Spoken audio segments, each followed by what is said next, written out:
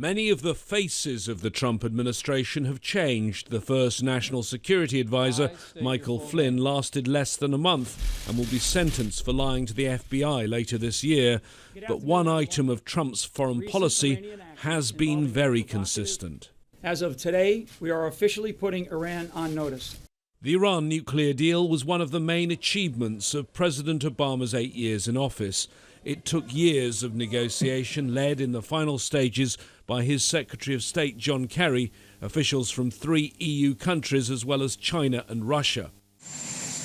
But earlier this year, President Trump made good on his campaign promises and pulled out of the deal. Most of the US's closest allies continue to back the Iran deal. The only support for Trump's move came from Israel and from Saudi Arabia. Mohammed bin Salman became Saudi Crown Prince in June last year. Strongly backed by the US, he's tried to portray himself as a reformer in the region while highlighting Iran's involvement in conflicts in Syria and in Yemen.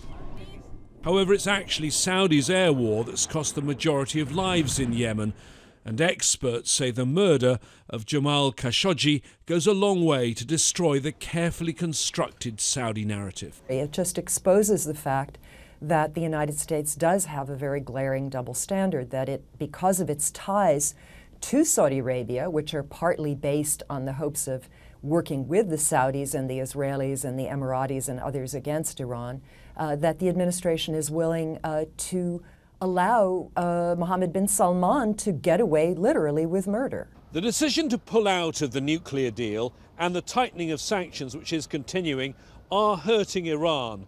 But the Trump plan to isolate the country will only work with the help of key allies, particularly in Europe. For now, they haven't been won over. James Bays, Al Jazeera of the United Nations.